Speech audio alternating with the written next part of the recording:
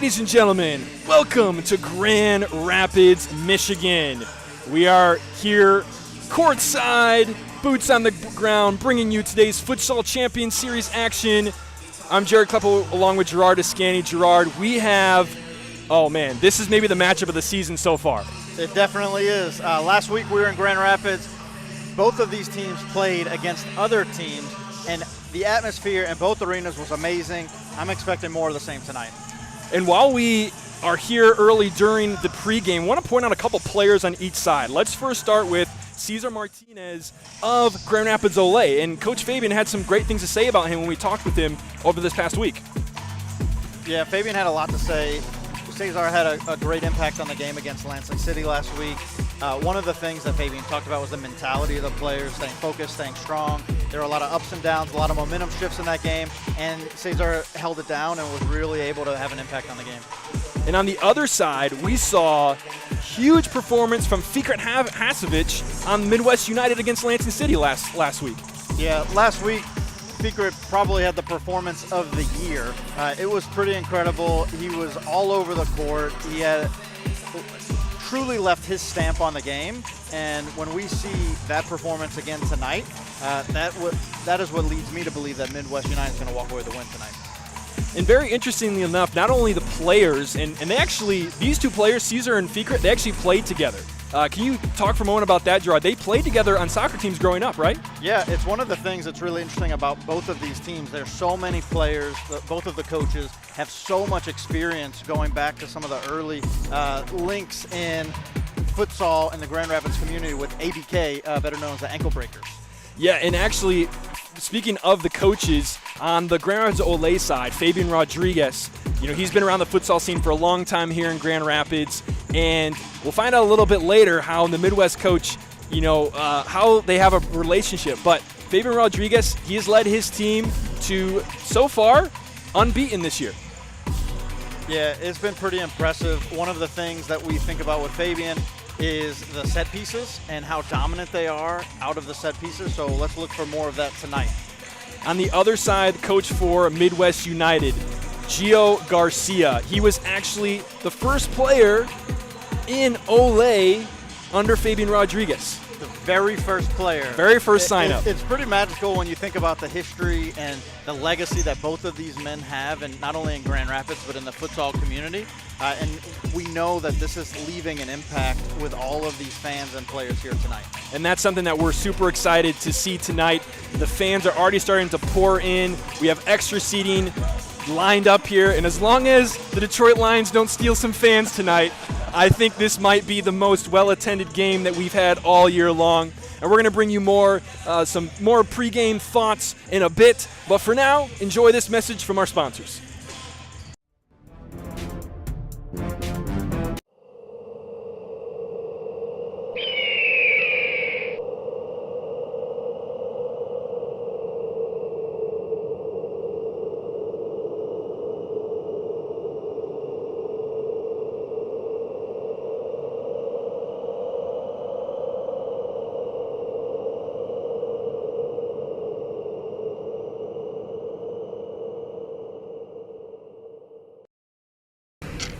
Committing a crime so you can try to escape from prison. Bad idea. Go into the pod escape room to play an escape game with your friends. Great idea. Test your skill as an astronaut in outer space. Find Santa in Save Christmas. Or take a vacation to an abandoned island. Just don't get stuck there. The Pod Escape Room. Learn more at thepodlansing.com.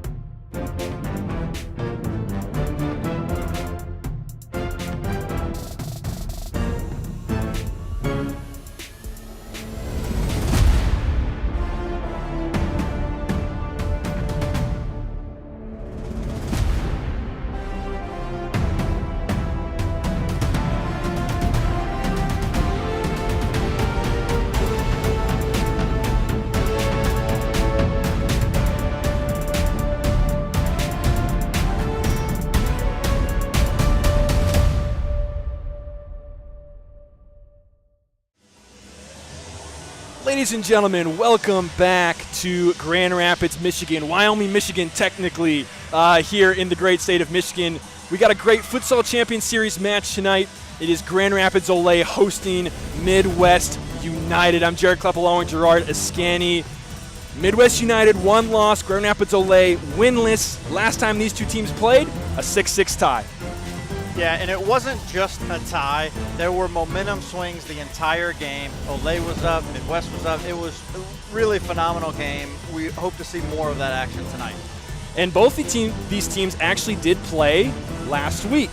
They played, Grand Rapids Ole played Jenga right here at Homeschool Building. Midwest United had a home game at Wyoming High School against Atlantic City. Both teams won, so they're both coming off a victory. What do you think that does to fuel this game, Gerard? It does a lot. The way that they play, their styles are so integrated. Yes, and we have seen that actually from players and coaches. These are two teams, not only are they both based out of Grand Rapids, but they actually have a lot of personal history. The coaches have personal history, the players have personal history. Tell the audience out there a little bit, Gerard, about this personal history we got going on here in Grand Rapids. Yeah, so earlier tonight we talked about Gio Garcia, and he was the very first player for Grand Rapids Ole. And when you think about not only being a player for Grand Rapids Ole, but for the number of years that he spent with Coach Fabian, he really began to understand the system, right, and the system of style. So Fabian likes to call it the Latican style. And so it really is about being really aggressive, having great ball control, possessing the ball skill moves, and one of the ways that he talks about it is really this integration of street football and outdoor soccer. And so that's what he calls the Latican style, is combining those.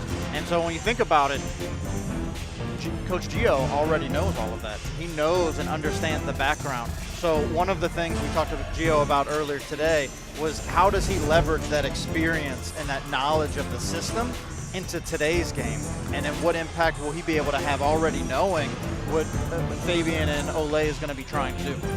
And you know, something that's very interesting with this, such close personal relationships and people that know. I mean, we have 3 or 4 players on our roster sheet. I should take a look at who those are. They're right, I believe it's right here. Yeah, so Cesar Martinez from Grand Rapids Ole, and then 3 players from Midwest United, Alan Lemus, and I lost myself. Fikret Hasevich, Daniel De Leon. They all played on the same soccer team growing up, as well as Coach Gio Garcia. He played with the Diaz twins on the other side. So this runs very deep, even deeper than the coaches. And one thing that you have to pay attention to in that case is emotions and emotional management of the game, Gerard. Yeah, it's one of the things that we've seen from both of these teams throughout the season. So Daniel De Leon has already gotten a red card this season. We have a situation with some violent conduct from Grand Rapids Ole with Lito Esquivel. And when you think about these moments of losing composure, that actually is something that's also synonymous with these teams throughout the entire season. We've had now multiple incidents of either suspension or red cards, multiple yellow cards. In both games last week, we saw the same thing. Moments of composure where both players on both teams lost their cool, coaches pulled them, and so it's one of the things that we're going to look for tonight is how are the coaches managing the emotions of their players. And the stakes of tonight's game are huge. Let's take a look at the standings very quickly here as we have some players getting ready for the coin toss. Whoever takes this game, Gerard, they take control at the top of the league. Grand Rapids Ole, no losses. Midwest United has 1, but this game will determine who has that control over the Futsal Champions Series this far. Yeah, right now in this season, these are looking like the 2 strongest teams. The only really blemish from them is when they played each other. And so when you think about that as being the opportunity, and they played really tight game, tonight is going to go a long way to deciding the FCS champion. So as we have the coin toss here, we're going to get ready for tonight's game. This is the FCS Live here in Grand Rapids.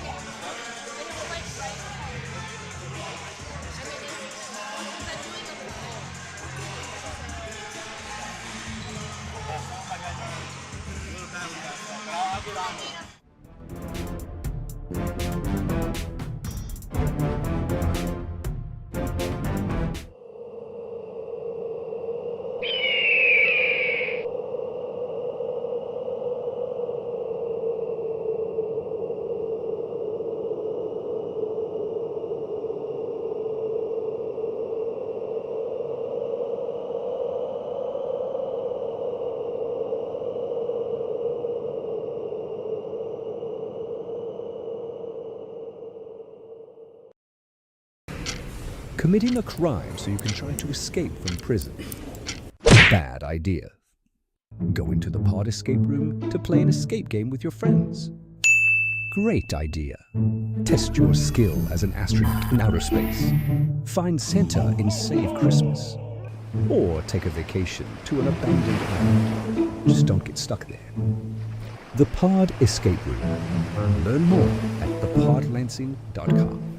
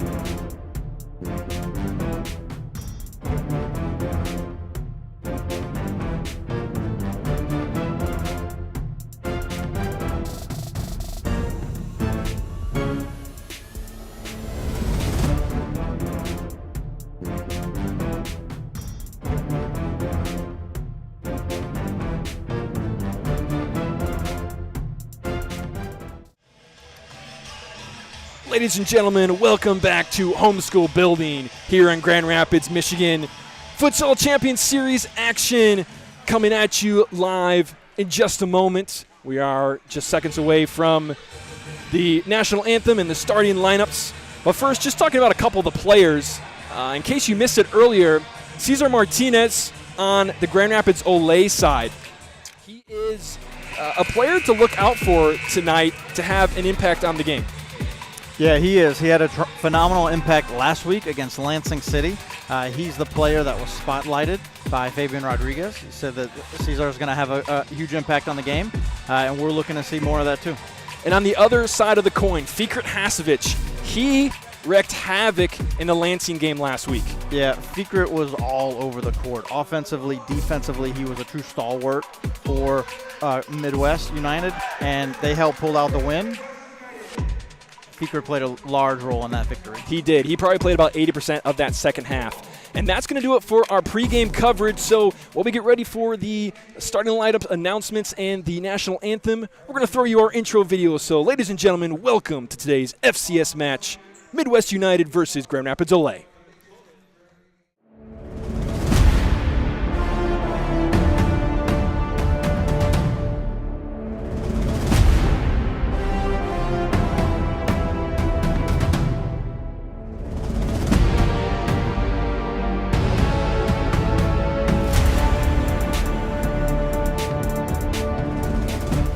Welcome everyone to Game 17 of the Futsal Champions Series. Arguably one of the biggest matches of the year takes place tonight as Ole Futsal Club plays host to Midwest United in the battle for Grand Rapids. Last time these two faced each other resulted in a 6-6 draw. Midwest United clawed back into the match on 2 occasions, both times overturning multi-goal deficits. Coming off of a tight 7-6 victory at home last week against Lansing City, where they also had to come back from behind, can this team correct the mistakes that put them behind and solidify first place tonight? Ole also came off of a win in convincing fashion from last week. They've not dropped points since the last rivalry match, winning all of their matches up to this point and remaining unbeaten.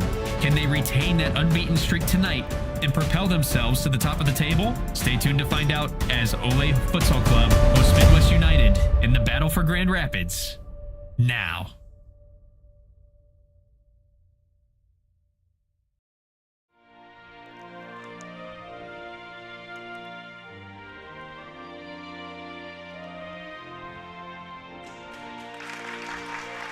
National anthem has been sung, the coin toss has been made, and now we await the starting lineups for both teams. I'm Jared Kleppel along with Gerard Iscani here on site, boots on the ground. While they do the starting lineups here, let's take a look at the starting lineups ourselves here. First for Grand Rapids, Ole.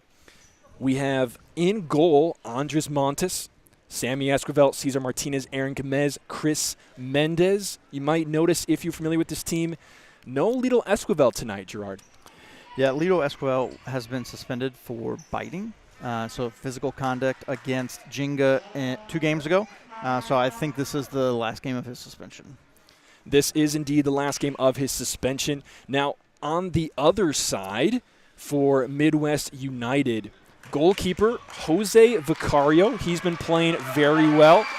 We also have Anthony Leon Garcia, Fikret Hasevich, Isaiah Meyer, and Daniel De Leon. As it starts to get a little bit loud in here, Gerard, we're going to expect to hear this all night long. Well, Jake, for those that aren't here, it is standing room only. People are packed, cramming their way in the door. It's loud and it's crazy in here. It's going to be exciting. And we certainly cannot wait. We have noisemakers in the building, echoing off the walls. I expect, if this is the atmosphere that I'm feeling right now, when it comes time for this ball to be kicked off, we're going to go to another level today, I think, Gerard. And here is the starting whistle. We are off and away for Grand Rapids Ole hosting Midwest United.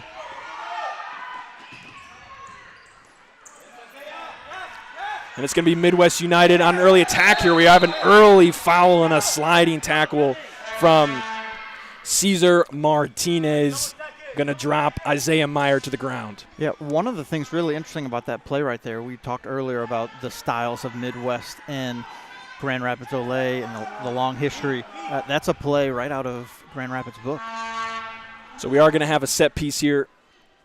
Looks like that's number 5, Daniel De Leon, standing over it. Finds Fikret Hasevich looking for the far post. It's going to go wide. Andres Montes tending to the goal on the Grand Rapids Ole side. He's going to find Sammy Esquivel right away. Grand Rapids Ole will try to build out of the back here.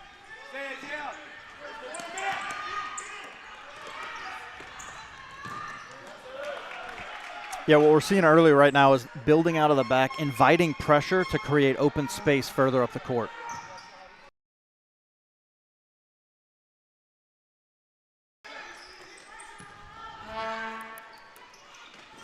Here's Esquivel off the post. Wow.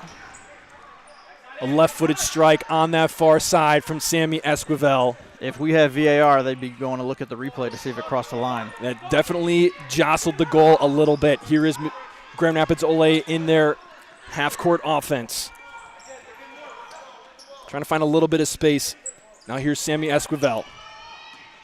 To the far side. Cut inside. Met by Daniel De Leon. Anthony Leon Garcia is there. De Leon takes it. He's going the other way. He has Hasevich and a sliding tackle from Esquivel. He got the ball, says the referee. Coming back the other way. Cesar Martinez leaves it for Esquivel. Back to Martinez.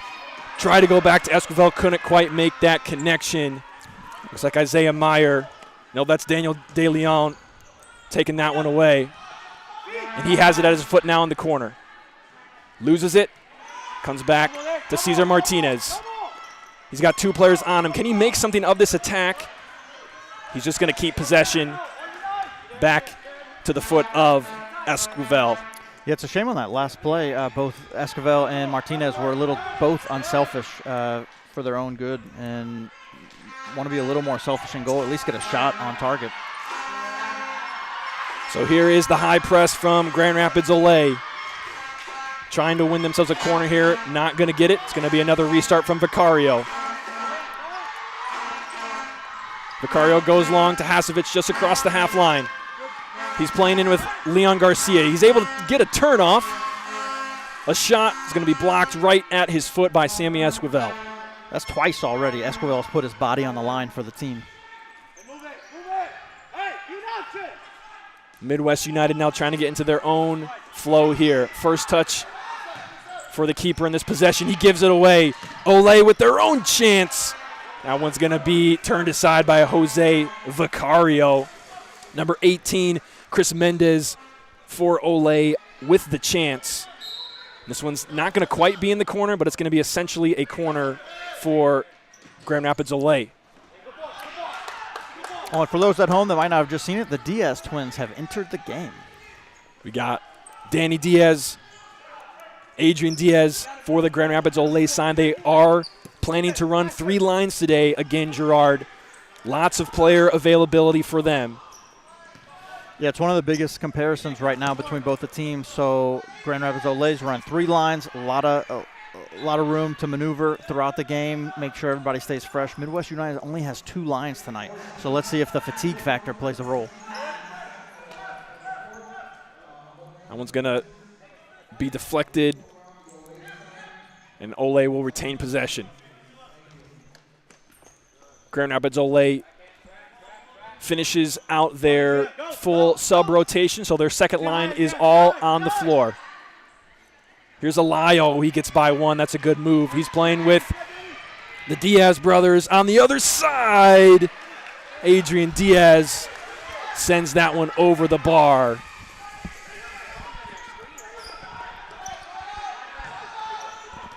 Now here come Midwest United the other way. Anthony Leon Garcia trying to build through the back. They're near the half line now. Pressure coming from Danny Diaz. Oh, diagonal ball here, trying to find Leon Garcia is thwarted.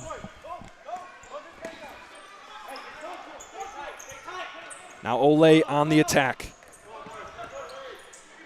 Alayo looking for a chip into Johan Vasquez. Johan Vasquez, one of the players for Grand Rapids Olay, number 5, currently on the defense right there. Often gets overlooked, but he does a lot of the dirty work. Does kind of the basics right all the time. Very consistent for that Grand Rapids Olay side. Yeah, it's one of the players that Coach Fabian wanted us to keep an eye on tonight for that impact that he has. Sometimes it goes unnoticed. Sometimes those types of players can be the most valuable. They sneak past the radar of the other side. And we'll see what his impact is tonight as Grand Rapids Olay is going to win a kick-in well into the attacking half. About 5 minutes away in half number 1. Things have quieted down a little bit in here. And just as I say that, Olay chants start coming out from the fans. That one's going to come over next to our booth here. And Midwest United is going to take their stab at an attack.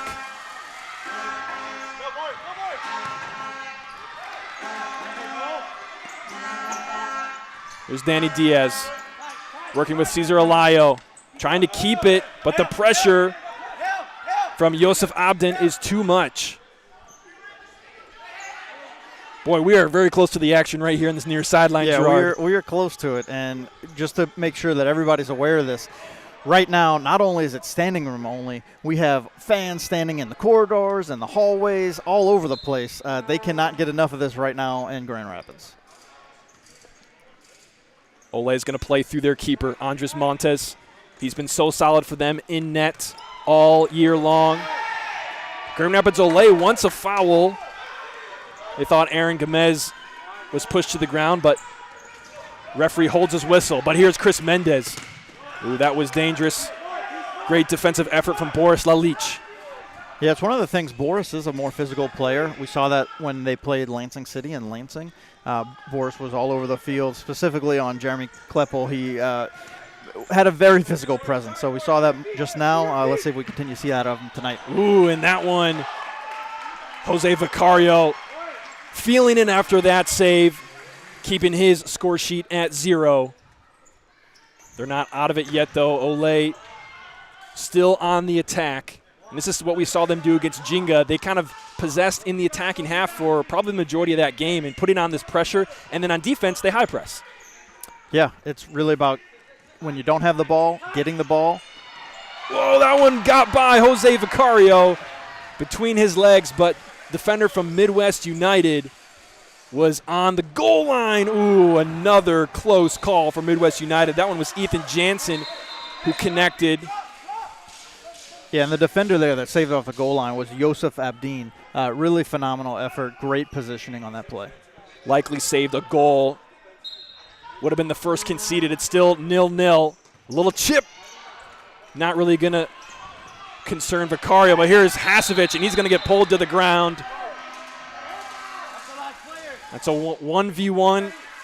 You wouldn't be surprised to see a caution here. Would not be surprised. That did look like a tactical foul. Right here, they're having a discussion about whether or not this should be a card, whether potential red card for goal-scoring opportunity. If you notice on the replay, the defender was in between the ball, the player, and the goal, and so that would not be a red card offense. Potentially caution, but in this situation, you know. Number 10, Fikret Hasevich, was pleading his case along with Daniel De Leon. They're going to have a good placement for a free kick here. They choose to leave it off for number 11, Guillermo Montañez. That one's going to be deflected by the wall. That's the second set piece of the night and the same exact play as the first one as well, just on the inverse of the court. We know that Grand Rapids Ole really like their set pieces. We'll see if that's something as we have a shot sail over the bar from Fikret Hasevich. Something that Gio Garcia maybe collects from his experience and time under Fabian Rodriguez of the other side. Oh, it's clear that he does. Last week against Lansing City, there were a lot of set pieces that were very intricate, and you could tell the influence from Fabian. For those of you that don't know, Gio Garcia, coach for Midwest United, spent quite a long time under Fabian Rodriguez, as Fikret Hasevich is going to have to hustle back and kick this one away. Ole now in a dangerous position with essentially a corner. They're already on their third second. They're able to get the ball in. Oh, this could be. Ooh. De Leon's probably going to wish he had that one back. That could have been a critical opportunity for them. But as I was saying, Gio Garcia spent a lot of time under Fabian Rodriguez, and that's one of the many ways that these two teams are very personally interconnected. Is Daniel De Leon's left-footed strike just wide of the post. Couldn't see it on the screen, but Coach Gio Garcia kind of jumped a little bit on that one. He was ready for that to hit nylon. Ready for it to go to the back of the net. Still scoreless in this one. 13 to go in half number 1. A sliding tackle from Daniel De Leon. Really impressive effort, both from Fikret and De Leon right there. The last two plays, they've been able to shut them down with some great body slides, some great tackles. That ball's off the line a little bit. Johan Vasquez has to bring it back. There's number 99 for Grand Rapids Ole, and his strike is going to find the back of the net. Grand Rapids Ole opens up the scoreline. What an incredible shot. Great.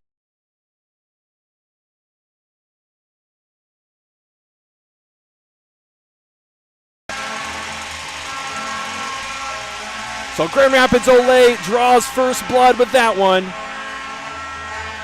Scored by number 99. We don't have a 99 on our sheet right now. We're going to work on finding out who that is. And we'll let you know as soon as we do. But for now, it is 1-0 Grand Rapids Ole. And how important is it, Gerard, in a game like this to be the first one on the scoreboard? Oh, it's incredibly important. So this is one of the things we talk about week in and week out is momentum. That's how you get momentum, scoring goals. Great way to capture the momentum in the arena. We'll see what Midwest United has up their sleeve. After a such a strong impact moment of a goal being scored, like the first goal, and can Grand Rapids Olay get another one? They do! The Diaz duo. The Twins connect. Danny to Adrian, goal number 2. Grand Rapids.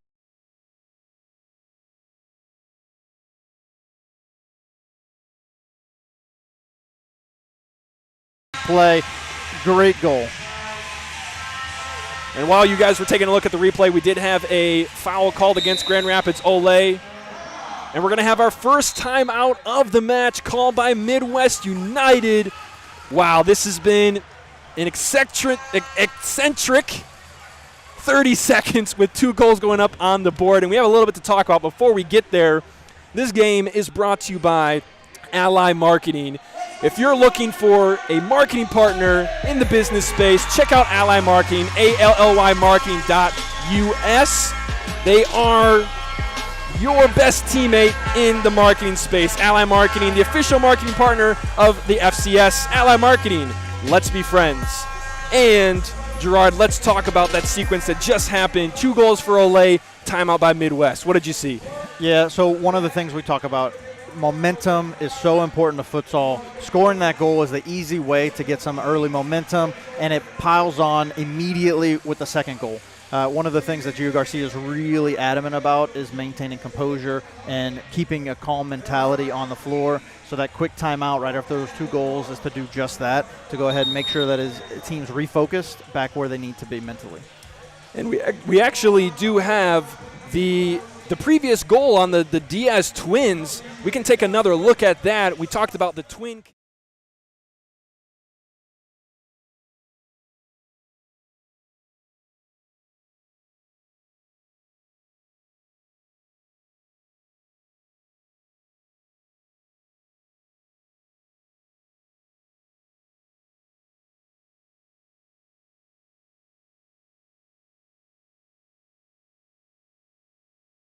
So that anticipation and understanding is just so natural to them.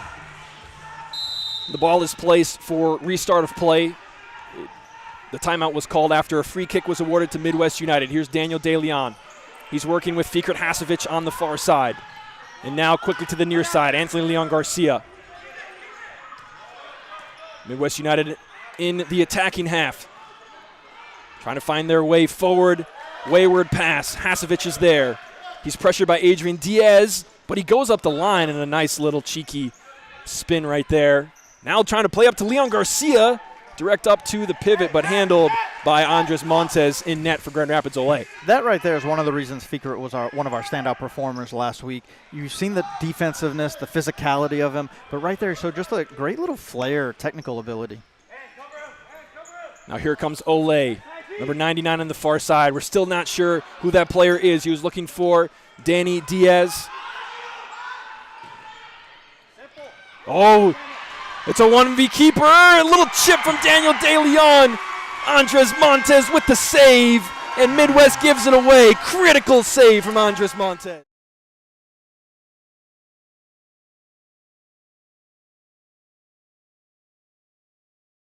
Fantastic pass up the court.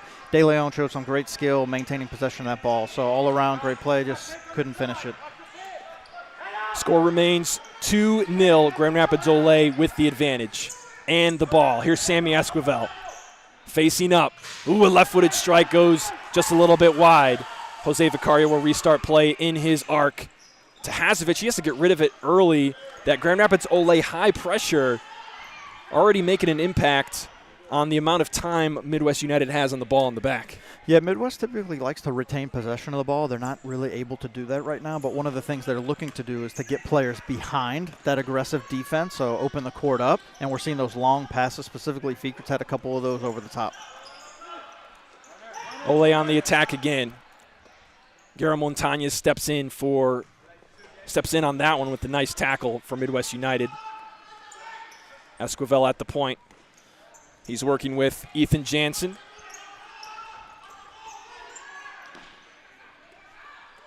What does he have up his sleeve here? Trying to find a little bit of space. Ball does get back to him. Ethan Jansen now with it. one of the three lines that we see from Grand Rapids. Olay takes a deflection off that shot. Vicario does well to read that deflection. That's so tough as a keeper. Shot coming in at high speed and in such a small space as futsal. When it takes a deflection, that is really tough. Yeah, the ball's coming in so fast. You have very little time. Vicario showing his incredible skill with the ability to maintain understanding of where the ball's at with those quick deflections. Here is Aaron Gomez. Coming inside, leaves it for Sammy Esquivel. Hasovic meets him. Ethan Jansen now back to Gomez. Olay resets. Tight pressure from Midwest United. Cesar Martinez trying to make his way in. Giveaway. Here comes Midwest United the other way. A 2v2, one player coming back. Sliding tackle. Number 6, Aaron Gomez. Buying time for his teammates to get back and defend. Ooh, ball into the pivot there. I believe that was De Leon looking right directly into Hasovic in the pivot position, but it's out of his reach.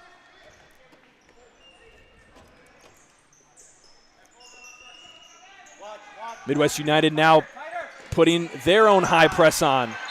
Little clip of the back foot and good show of sportsmanship there. Alan Lemus is going to help up the likes of, I believe that's Aaron Gomez on the far side. You know, one thing that's interesting when we spoke with the teams before this game leading up to it, all the personal connections, you know, you'd think that sometimes that would spark a bigger emotional connection. But Coach Gio Garcia actually said, you know, it kind of takes some pressure off because at the end of the day, we shake hands, we're friends, we know each other very well. Yeah, and it comes from not only the time they've spent in the community together, but many of these players have spent so much time as teammates on trips, on road trips, you know, the different tournaments across the country. And so all of that time just breeds familiarity. Grand Rapids Olay trying to get out of the back. Ball bouncing around. It does find Ethan Jansen. Here's Sammy Esquivel all the way up. Cesar Martinez got one on his back. He's able to turn. Now he faces up. Ooh, kick save from Jose Vicario. That one was headed to the far post. Might have been in the back of the net without that save. Midwest the other way, number 2. Alan Lemus is going to wish he had that one back. He is, but what we can see here tonight is both of these team styles very similar. So you can see now that Midwest doesn't have the ball. They're putting the high pressure, and Olay's trying to do the same thing. Get in behind just like they're doing right here. And here is the goal scorer for Grand Rapids Olay. He got the first one. He got the third one. It's number 99 from Grand Rapids Olay. Puts him up by 3 goals here with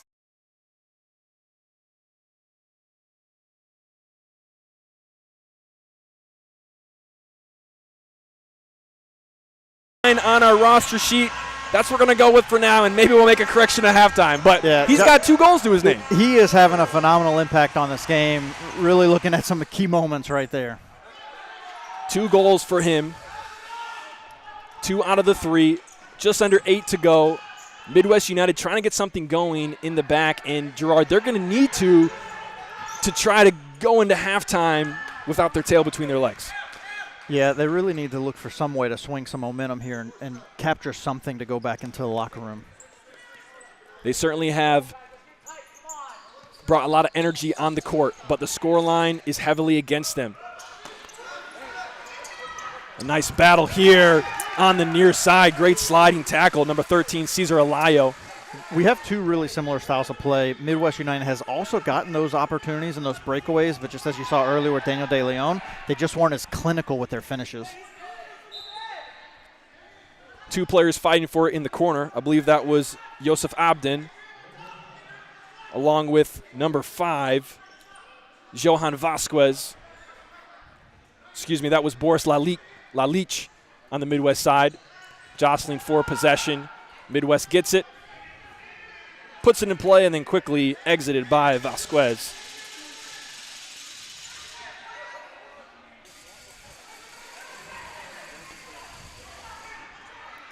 See what Lalich can do here. He swaps with Raul Montañez. They were looking in to the pivot position. Yosef Abden was able to turn and got a poke away, but it goes wide.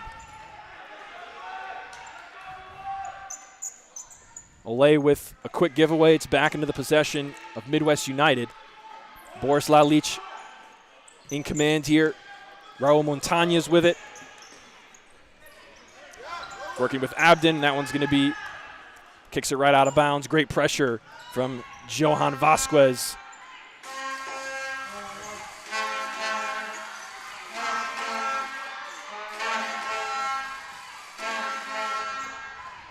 The crowd still heavily into this one. We're hearing vuvuzelas being oh. I missed what happened there. Grand Rapids Olay is calling for a yellow. Let's see what we got on the replay here. But first,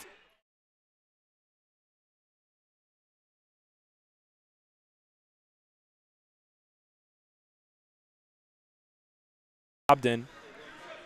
Those are always really difficult calls because it's all about positioning for the official, and if you're not in the right position to see that call, you can't see it. I actually was in the wrong push either. We have another free kick here with a fantastic effort on goal. We do have an accumulated foul that was just motioned by the referee in the corner on our side. Midwest United is going to get another foul added to their tally. And a reminder, if you are unfamiliar with the game of futsal, 5 fouls essentially for free, 6 foul on everyone after that results in a 6-foul penalty for the opposing team. And a brief explanation of that, the foul total, the way it works in futsal, is unlike outdoor soccer where you play advantage and then there's no necessary outcome or impact to the game except maybe like a caution or a yellow card. In futsal, you play advantage, but you still count the foul towards the foul total. And that is what's called an accumulated foul. Timeout, Grand Rapids Olay. Reminder, this game is brought to you by Ally Marketing. If you are looking for a marketing partner in the space of small business, Ally Marketing is the one for you. AllyMarketing.us, ALLY Marketing.us. Ally Marketing, the official marketing partner of the FCS. Ally Marketing, let's be friends. And also, I went a little bit out of order there, I'll admit.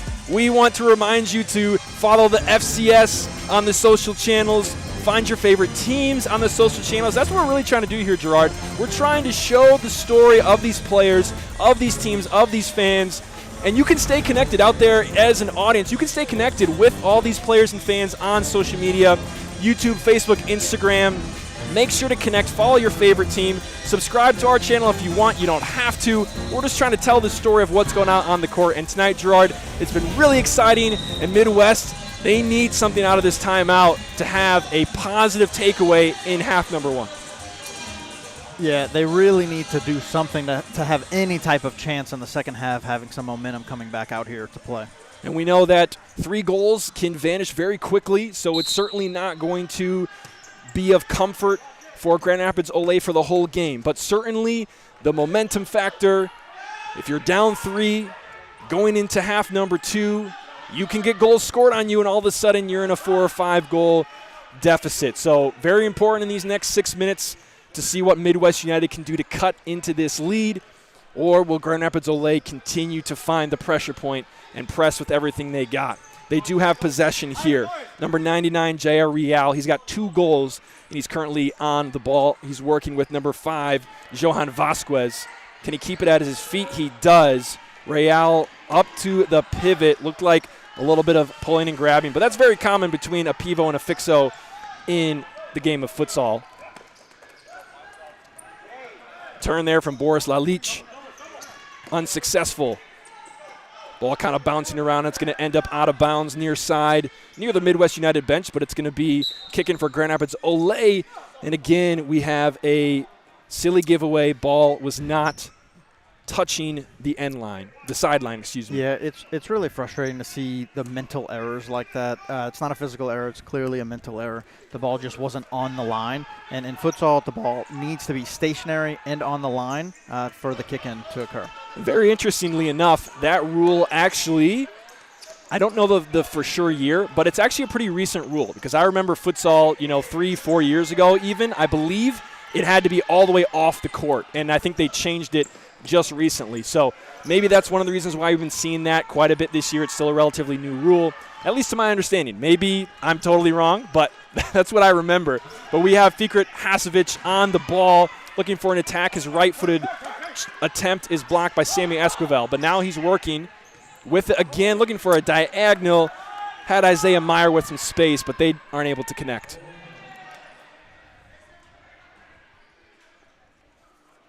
Andres Montes restarts it for Olay. They're comfortable playing out of the back.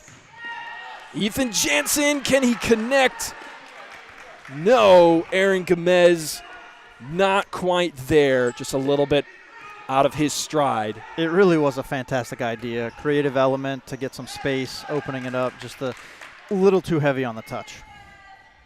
Just under 5 ticks. Not 5 ticks, 5 minutes. 5 ticks would probably be 5 seconds, right? We're gonna do that again. Just under 5 minutes to go in half number 1. Olay still in control, 3-0. By the possession, we've seen pretty equal chances in possession the last few minutes. Yeah, just back and forth. Each team's getting some opportunities. Neither one's really opening it up completely. We'll see if that changes here. Chris Mendez working on the far sideline. Gets a little bit of space. Left-footed strike. Vicario's there. The follow-up also blocked by Vicario. He's collected some saves tonight. De Leon, near post toe poke off the post. Hits that red and white candy cane of a post there. It's a recurring theme early on in this game is the lack of clinical touch from De Leon. That's something that's so tough because in futsal you have to be so precise when you come to the finishing section of play. Goal is so small, keeper takes up so much of it. You really do have to have that precision to try to finish. Or you just try to say, hey, I'm going to hit it so hard, keeper, if you want to get in front of it, have fun going to the back of the net with the ball, as some players try to do.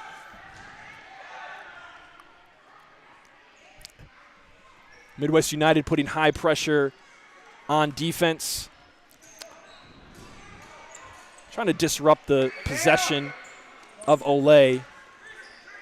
But they're looking pretty comfortable here, breaking it with the direct ball to Mendez. And now here is Esquivel at the point. He has Mendez on the near side. He has Ethan Jansen up at the pivot. Jansen loses it. Here comes De Leon the other way. A great defensive play from Mendez. Just stuck his foot right in there and stopped the ball in its tracks. Fans getting loud for Olay, and Olay are going to answer. Sammy Esquivel, number 22, puts up goal number 4. Grand Rapids.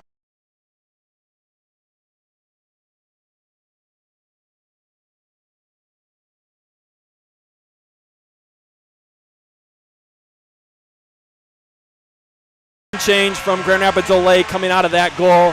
Sammy Esquivel put it into the 5-hole of Jose Vicario. Just a little lapse, a little bit of space.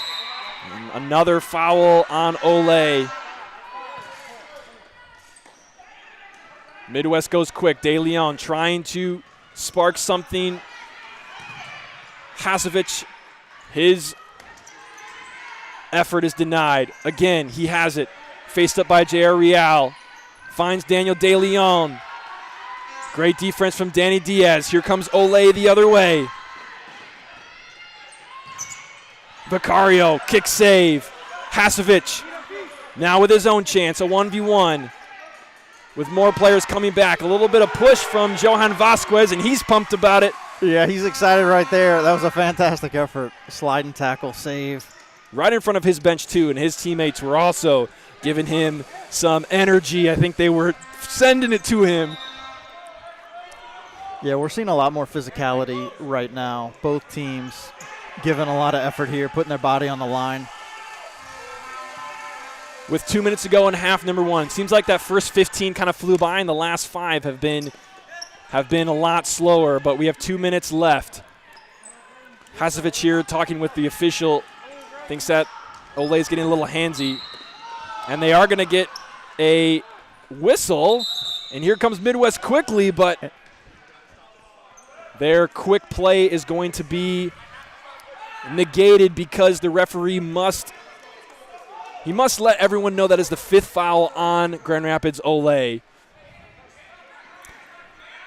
So any more fouls in the next 2 minutes from Olay is going to result in a 6th foul penalty for Midwest United, and that could be huge to try to cut into this lead here in half number 1. And what's really tough is Real was the goal scorer on 2 of their goals so far tonight. He's had some really great defensive efforts, and he got both of those last 2 fouls.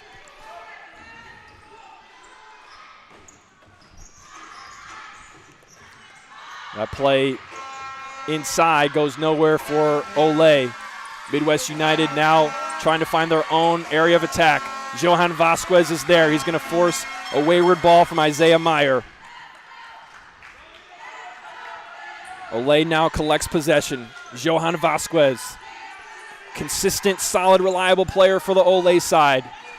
From the words of Fabian Rodriguez, he does some of the dirty work. And we're seeing it tonight. We've already seen a couple of actions just in the last 2 minutes. He's putting his stamp on the game, not by scoring goals, but of being that physical presence, helping maintain the composure on the back line. Often can go unnoticed with a player that maybe doesn't put up stats on the stat sheet, but really makes a difference in the game. Number 5, Johan Vasquez for Grand Rapids Olay. Midwest United currently with possession. Here's Fikret Hasovic near the center circle. Faced up by Cesar Alayo. Probably a miscommunication on that one. Battling for the ball.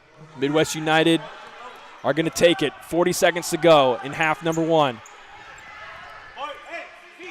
Midwest United putting together an attack here in the final 30 seconds. Can they cut into this 4-0 lead, or will they go into halftime down 4? Here's Eduardo Mendez. Good defense from Danny Diaz. 22.2 seconds. And that is going to be another infraction. Ball wasn't on the line. Another infraction, and the ball was not on the line. And regardless if it's a new rule or not, regardless if we haven't adjusted, it's a basic object of the game that has to be completed properly, otherwise you lose possession. So it's something that you have to make sure you work on in practice to get right. And we've seen 2 turnovers, 1 from each team due to that so far in half number 1. 5 seconds on the clock. Oh, Midwest is not done yet. Great save. Andres Montes denying the potential goal from Midwest United. And that's going to end half number 1. Grand Rapids Olay 4, Midwest United 0. Exciting first half. The fans were in it. Gerard, what are some of your thoughts and reflections from that half number 1? Well, Midwest United is not happy walking off the court. On that last play right there, they had a potential quick corner that they could have taken. Some of the fans came onto the court, interrupted the play, had to make it stop for a second. He had some choice words for the officials to let them know, at least to, enforce some rules or do something. And we're seeing that kind of repeated. And we've talked about composure earlier in the game. We've got quite a bit of fouls called already against Olay, but Midwest is really looking for more. They're really talking about Olay being handsy, and we're seeing it. We're seeing their hands on them, and it's one of the toughest spots as an official to be, of when to make those calls. A lot of times in futsal, we like to let the players play. We want to let them play. But we also need them not to play with their hands, and that's the challenge for the official, because we can't have players playing with their hands. It's not a game for you to be playing and pushing each other and holding each other, right? It's a game of skill. That's one of the things that makes futsal great, and so let's look for the officials to rein it in so that we can get more of the skill and less of the physical, unnecessary plays with the hands of the pulling and pushing. And as we take a break for halftime, something you love to see, all these kids out here playing on the court at halftime. You're just able to see how many families are here enjoying the game with their kids. Many Olay players in the academies out here. Very awesome atmosphere here. But coming up after the break, we're going to have some stats. We're going to try to get some interviews with some coaches before the second half starts, and a little bit more of reflections on the game so far, what each team needs to do to have success. That's all coming up after the break. But first, a word from our sponsor.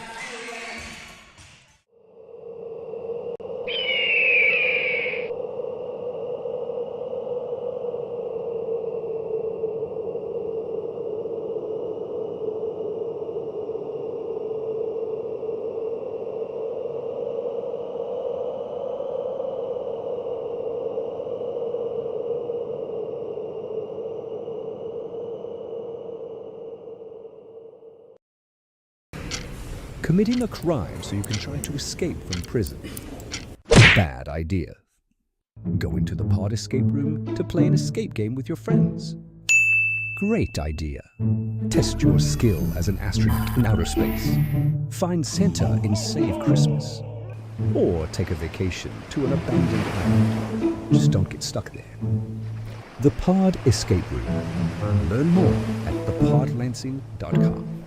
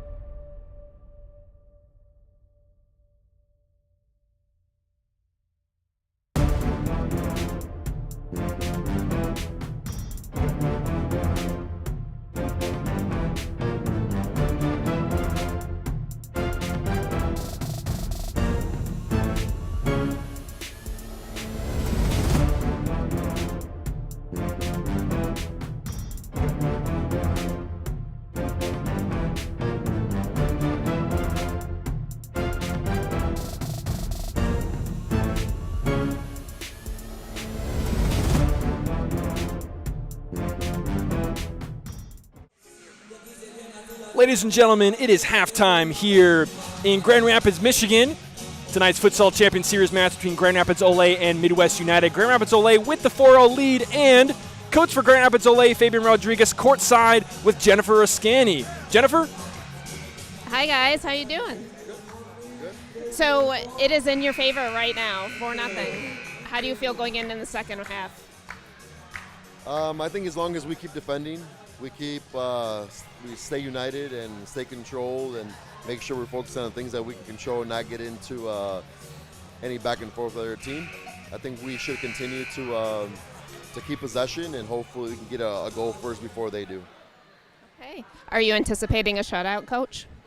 I don't know. I mean, futsal is a lot of goals scored. I mean, that's definitely the goal. But I think the most important thing right now is for us to get a goal first. So sounds good. Thank you very much. Yeah, thank you. As Fabian pointed out, that first goal in either half is very important. We talk about momentum all the time, and momentum certainly plays a factor in this one. We're going to get ready for half number 2. We got some stats just in a moment. Let's get access to those real quick.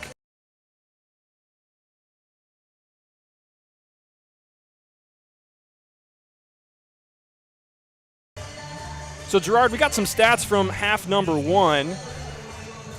Talk to us a little bit about half number 1 from the scorebook. So it might be 4-0 right now in favor of Olay, but we got a lot of saves right now. We got Jose Vicario with 8 saves, Andres Montez with 6 saves. We got a couple of shots on goal from Daniel De Leon, but he did miss. He wasn't clinical with either of those. Whereas Jair Riel, he had a couple of shots and put them both in the back of the net.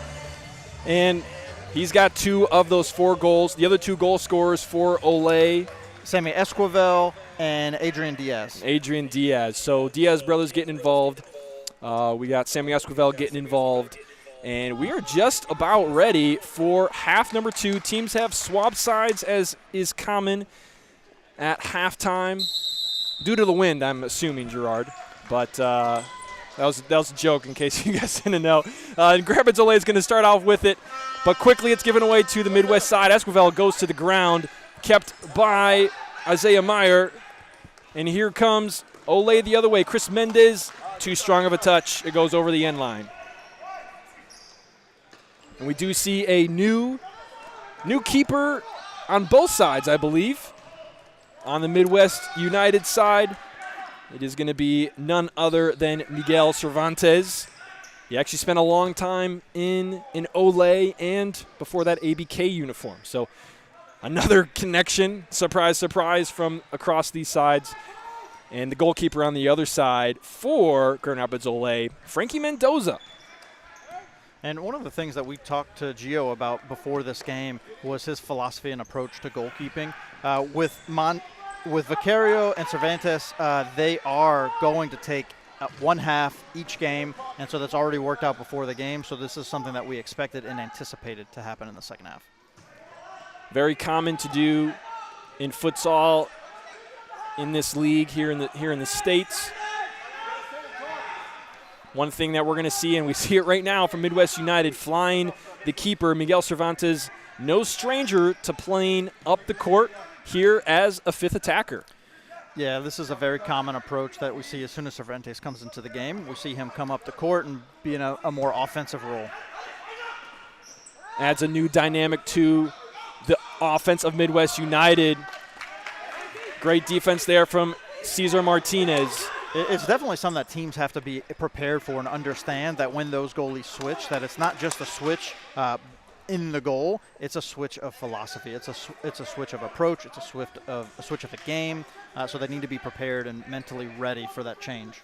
Now, as we saw in half number 1 for Midwest United, Jose Vicario, he never came out of his goal arc except to make a save. And that's been consistent all year long. I don't think I've ever seen him fly and come up the court as a 5th attacker. But we saw very early on, Miguel Cervantes, no stranger to that. And we'll see on the other side, Frankie Mendoza. We haven't seen him fly too much, but he is playing a little comfortable here out of his arc. Esquivel under heavy pressure from Anthony Leon Garcia. He gets away from it. Now facing Hasovic. He gets bumped to Ooh. Really Number great 7. piece of skill by Sammy Escobar there to keep the ball in and go down the line and be able to get it to his teammate Cesar. Cesar Martinez now playing with Alayo. Ooh, Adrian Diaz. Oh, Grand Rapids Ole very upset about that one. Midwest go very quickly. No time to discuss. It comes the other way. Hasovic wins that one. The line continues to change for Ole. They got their second line in completely. No call there. Second line for Ole, the Diaz twins, Cesar Alayo, as well as Johan Vasquez. And we're getting really close to the point where neither team is going to be happy no matter which way the call goes. You do kind of hit a point in the game when it seems like that's what happens. Here comes Cesar Alayo. Anthony Leon Garcia is defending. Miguel Cervantes comes up. Corner kick, Grand Rapids Ole. Cervantes has no problem charging out of his goal and attacking not only that offensive mindset, but it's just a really aggressive mindset overall. He plays with a lot of confidence, and you said it, aggression. Confidence and aggression we've seen out of Miguel Cervantes in the red jersey between the pipes for Midwest United. Here's Daniel De Leon. Frankie Mendoza comes out. It's an open goal. But Adrian Diaz, with the effort to get back, sliding tackle, saves a sure goal. Yeah, that was a really risky play to come that far out of goal to make that, and he didn't. But luckily, Diaz was there to save the day. And it's just one more time where De Leon was unable to really be clinical. He didn't even get an attempt on goal that time. Miguel Cervantes comes up as a fifth attacker for Midwest United again. If you're unfamiliar with futsal, we call this flying the keeper. The keeper flies up into the attacking half because in order for the keeper to have as many touches on the ball as he would like in a possession, he must be in the attacking half. In the defending half, you can only have one touch each possession. So this is why we fly the keeper and get him up over half. Some pivot and fixo play. The Diaz twins at it again. No concern. And as you just saw the replay, one of the really biggest issues for De Leon was when he rounded the keeper.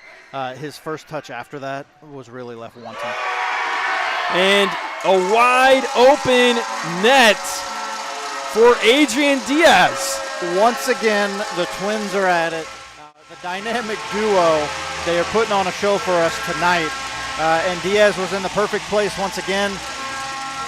Cervantes was a little frustrated with Fikret. It looked like Fikret did not mark his man properly and didn't lock down the middle, giving Diaz the opening. Yeah, we just saw the replay, and Fikret, he saw the player, but he didn't move. It's almost like he thought he had help, or he didn't know the guy was there, but he just kind of let the ball come across, and all of a sudden it's open net. Miguel Cervantes is holding his hands up, shaking his head. Just a bad giveaway to go down 5 goals, and that critical first one of the half goes to Grand Rapids Ole. And that's exactly what Fabian was talking about in the interview at halftime. He wanted to put that early goal up first. And he is able to do so. Midwest United have a long, tough road ahead of them in the next 16 minutes. Certainly not undoable. The game of futsal, as you all watching probably are well aware of, can turn on a dime. Goals can be scored very quickly. But 16 minutes to climb back into a 5-goal deficit when you are on the road. There's a lot going against Midwest United right now. Yeah, you have to wonder if the difference we're seeing in Fikret tonight has something to do with some of the calls and some of the concerns that he's had with some of the pushing and questions that he might have had. It looks like his composure maybe has come down a little bit. We didn't see that last week. Let's see if he can regain it. As of now, he's taking a little breather on the bench. Foul called against Alan Lemus and Midwest United. There's a lot of grabbing there. We'll see as the game progresses here. As you talk about composure, how each side keeps their composure. Being down 5 goals can certainly affect the psyche.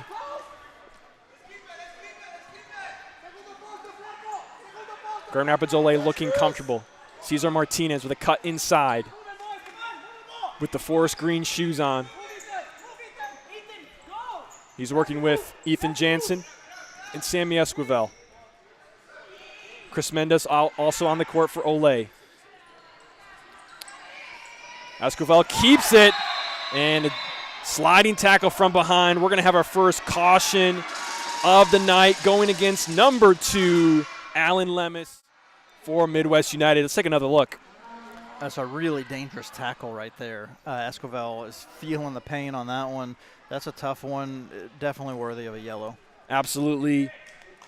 Probably gotta say this is applaud the officials on that one. This was the kind of the first really moment where their grasp on the game is challenged, and he presents the caution, takes control of the game, and this is what we need to see the next 15 minutes. Yeah, that was definitely the most dangerous tackle of the night, so that's a great one to set the tone on for where we want to not have the action go to.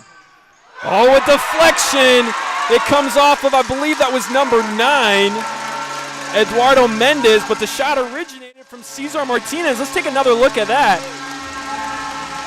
Yeah, he was just trying to get in the way of the shot from Martinez, but Eduardo Mendez deflects it. It pops up into the back of the net. Yeah, that's a really hard one to take for Cervantes, knowing that you're in the right position to stop the ball, but the deflection caused it to go in.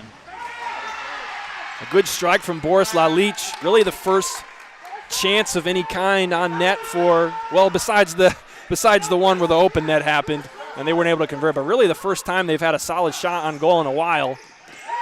Ole with an open net. Ethan Jansen tried to lob it as Cervantes was out of net. Lalich is going to lose that one over the sideline. A kick for Ole. As they so often do, one player sets it down, he runs away, the next player comes in. Oh, Esquivel. It's out of his reach. Here comes Miguel Cervantes very quickly flying up the court. A bad giveaway. He's out in no man's lane. He's got 2 defenders behind him. He steps out. Certainly that'll be a foul accumulated. Yeah, it is. They made the motion for it. They're going to go ahead and stop the game right now because Cesar's hurt. Cesar Martinez on the floor. Yellow card issued for Miguel Cervantes for that stab. Yeah, and we've been talking about this all game. Before the game, we talked about composure. We talked about maintaining the right focus. They've given up 6 goals, and now they picked up 2 quick yellow cards. It's frustrating. They're accumulating fouls.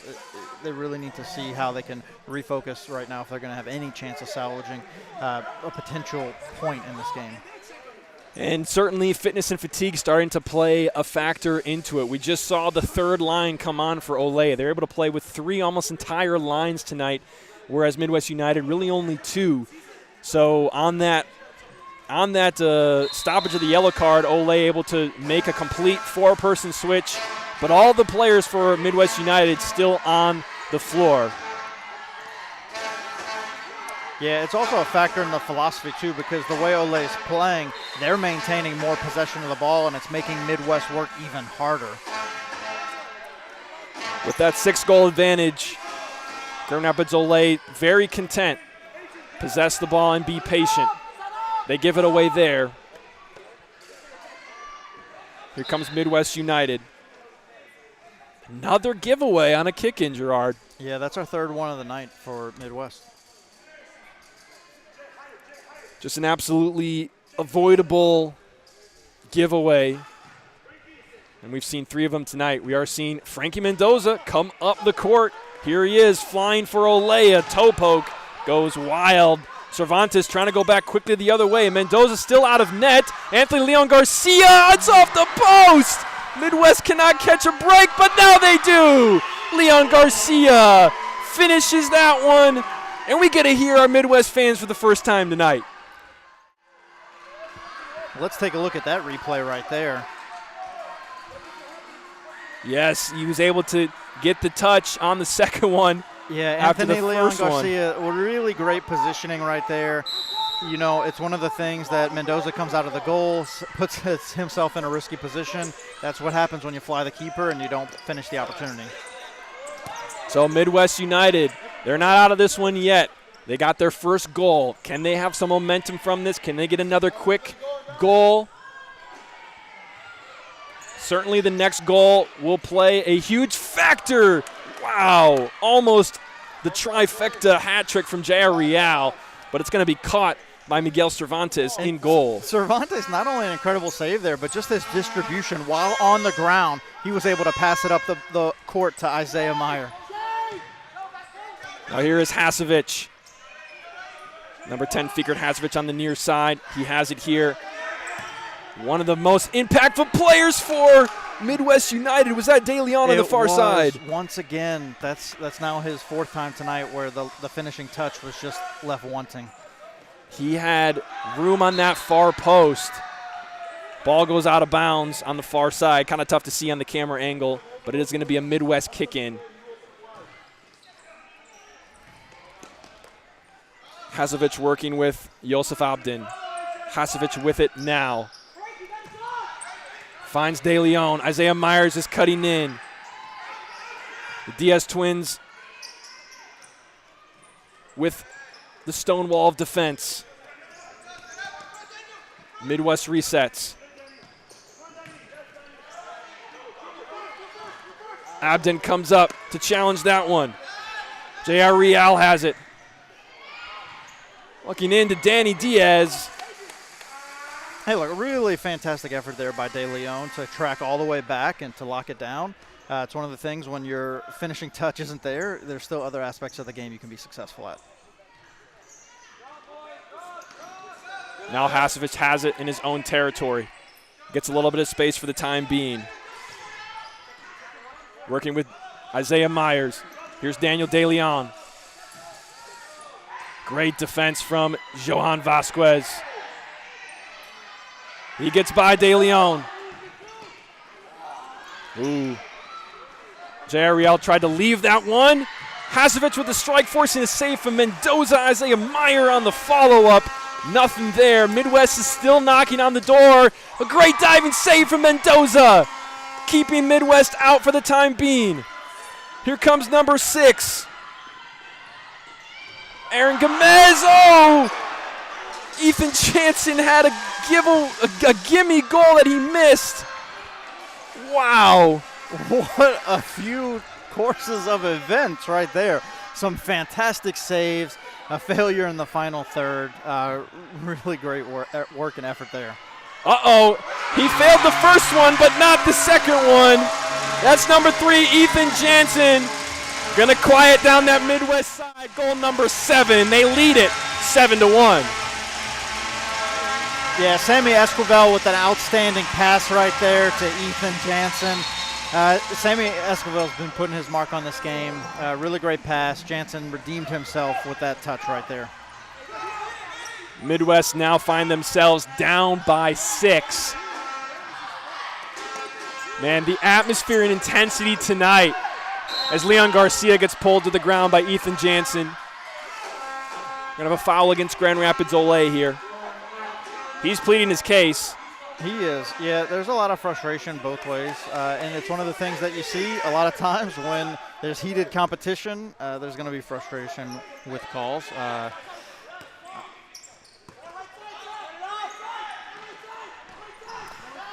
do agree with the call, though. There was some hands that were unnecessarily placed on him that did have an impact on his momentum. Here is De Leon. He's got Hasevich. Hasevich working with Miguel Cervantes. He's flying up the court as a 5th attacker. 10 minutes to go on this one. Strong toe poke shot from Miguel Cervantes. Frankie Mendoza turns it aside. Midwest corner comes back out to Miguel Cervantes. Fikret Hasevich working with him at the point. Looking into Isaiah Meyer, trying to turn. Not there. Hasevich. He's got a little bit of space. Cesar Martinez in front of him. De Leon. Martinez working hard on defense. Here comes Ole. And they're going to find the back of the net on the open goal.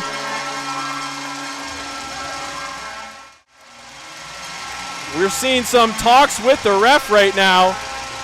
I believe after the goal, I think we saw some taunting going on. Maybe that's what they're talking about? Well, there was a foul before the advantage happened of the actual shot on goal. And so that was an accumulated foul. You can see it right there in the replay on the right-hand side of the screen. It's one of those things where you want to do everything you can to stop the play. Fiekert wasn't able to actually get there because he was held by Cesar, so I'm not actually sure who they called the foul on. It could have actually went either way. I'm sure it had to be against Midwest, because if that's against Olay, they stopped the play there, no advantage. Well, depending on when the foul occurred, if they thought it occurred after the goal.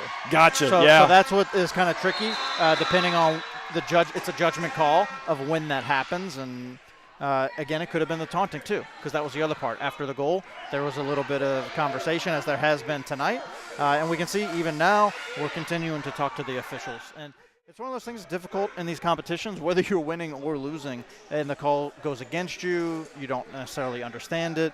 The officials are not always in a position to give a philosophical response to help people understand what's going on, and so there's going to be some root frustration issues that are going to be unresolved.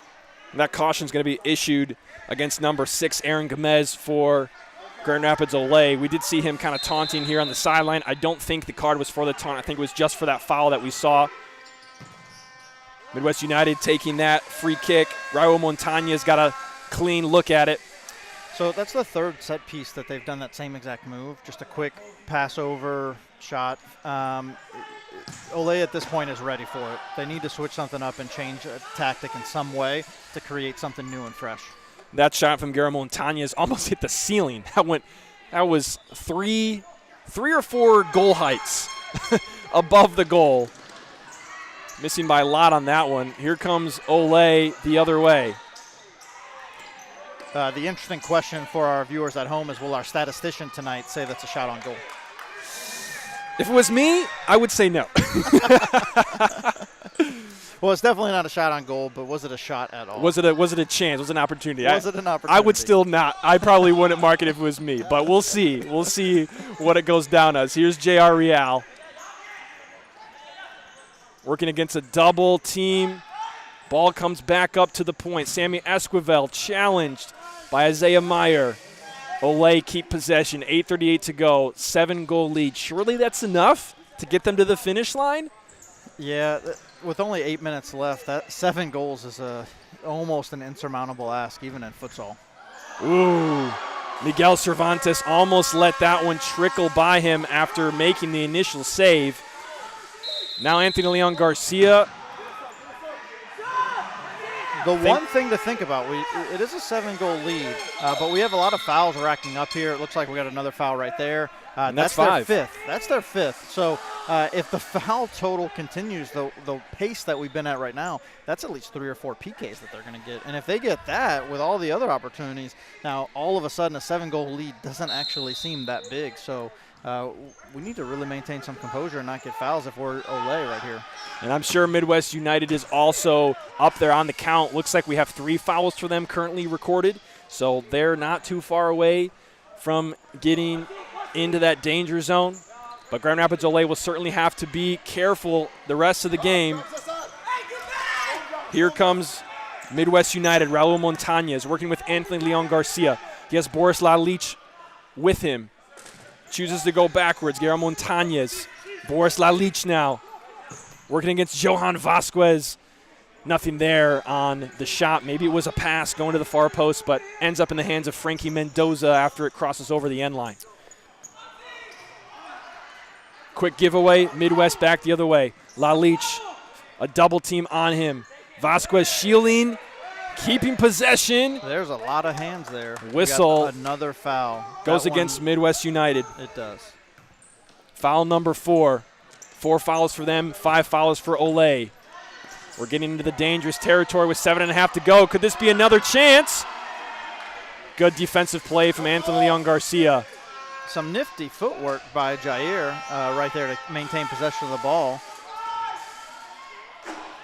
Fiekert Hasevich back in for Midwest United. He currently has it at his foot. Now it advances up the court. Lalich. Uh-oh, giveaway. Hasevich trying to fight back for it. Blocked. Another one blocked by the defender. Those were not saved by Miguel. That was I think it was number 11 on both. I think it was Guillermo Montañez that got in the way of both of them. He has the ball right here. Yeah, Montañez has really fantastic positioning. And right there, what an excellent slide tackle. And he comes right off the court. Yeah, he deserves a breather on that one. See that effort. Yep. Oh, wow. That one almost made it to the goal line.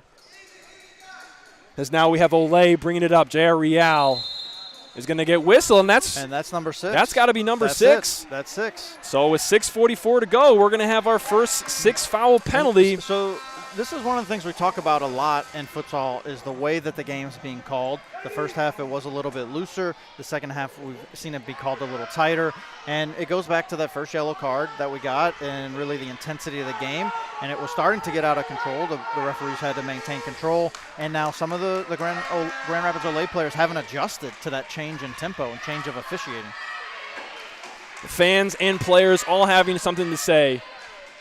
We're hearing, let's go Frankie for the keeper, Frankie Mendoza, coming from the fans of Olay. Who's standing over? Is that number 11 or is that De Leon? I believe that's Guillermo Montañez standing over. Yeah, Montañez is. De Leon's to the right. Let's see if there's a sneaky set piece play or just a straight direct shot on goal. Here it is. Oh, it's off the post. And that was number 2, Alan Lemus for Midwest United. And we had it incorrect. Second time tonight that they've hit the post.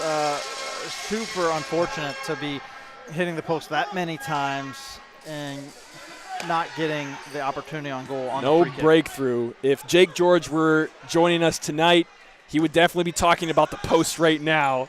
He loves to do that. As Midwest United looking for an opportunity. Olay thought they got fouled. Hazovic keep going, and he's going to eventually be called for the foul. Now they have 5. So both teams with 6:22 left, they are in the danger zone of fouls. Any more fouls by either side will result in a 6-foul penalty from here on out the rest of the game.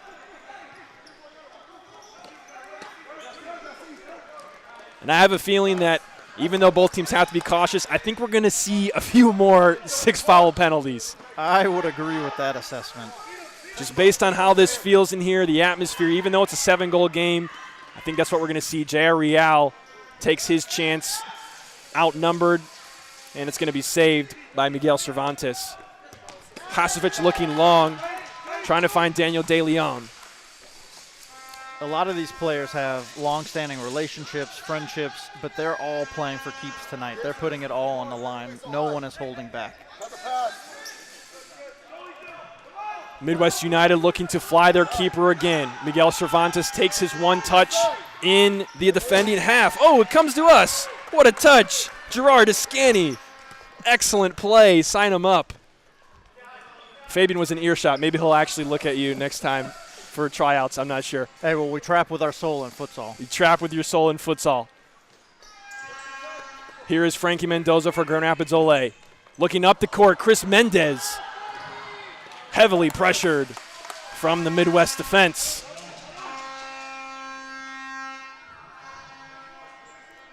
Olay will retain possession with a kick in. Here's Cesar Martinez. He's got Ethan Jansen in the middle. Opts not to go that direction. Instead to Mendez. Now Jansen. Glove save without a glove for Miguel Cervantes. Cervantes on spot again. Another incredible save by him. Oh, yeah. I was able to take a look at that replay off the air and just got his right palm there. And here he is again, keeping this play in. De Leon with the poke. It's not there, Cervantes. Left foot, it's not there. Olay standing strong with that 7-goal lead, 4:45 to go in this one. We talked about it earlier with De Leon. Clinical touch just left wanting. Jensen has done the same thing with a couple of misses on goal, but he was able to be on the back line, put his body in the right spot to make the play defensively. So even if you're not scoring the goals, at least you can save goals on the other end. Midwest fly their keeper again. Miguel Cervantes coming up, but Olay with high pressure, able to kind of trap in this zone. That's one of the strategies Olay is using to combat this fifth attacker, trapping. Yeah, they're doing a lot of trapping, and what it's really doing is it's putting Midwest in a really difficult position. There's not a lot of passing lanes or opportunities to get the ball out. Wow, that one came right over our heads. Didn't hit any computers, so we're still good. MacBook Pro is safe. I'm just looking at our table. We're an Apple family right now, I see. Back on the court, Miguel Cervantes. His pass, he was looking for Isaiah Meyer. It's not there. So we're going to have a restart through the hands of Frankie Mendoza. He rolls it out to Mendez. Mendez immediately pressured by De Leon. He's able to poke it away. Mendez to the ground. No call. Rightly so. Possession stays with Olay. 4 minutes to go. Really fantastic tackle there by De Leon. Great understanding of how much room he had to get his foot in there and poke the ball away. Heavy pressure from Midwest. A turn from Cesar Martinez. Breaking the pressure for a moment. Midwest recovers. Here comes the double. Hasevich takes it away. Anthony Leon Garcia calls up Miguel Cervantes. Midwest have to go now if they're going to get anywhere close to 7 goals in the next 3 minutes and 30 seconds. They're playing with 5 attackers. Goalie Miguel Cervantes has flown up the court. Currently a kicking on the far side. Fikret Hasevich is the one on it. Here is Cervantes. A little chip back to Anthony Leon Garcia. Heavily pressured by Jair Real. And the defensive effort from number 6, Aaron Gomez.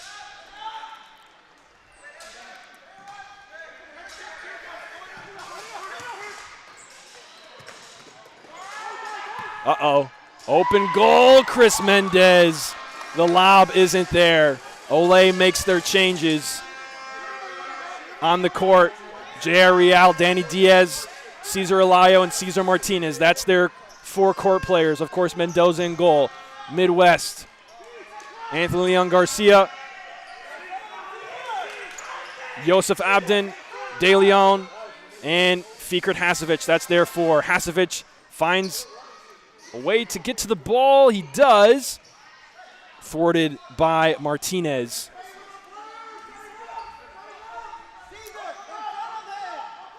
You know, we got 3 minutes left, and this game really all but over with 7 goals.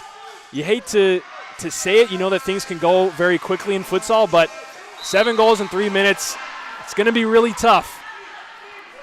And I was just about to speak to the defensive stalwart that all of Olay has been able to do as Cesar Martinez picks up a foul right outside of the arc, and we're going to get a free kick right here. It looks like Fikret's going to take it. There's a little bit of push in the back from Martinez leading to the foul.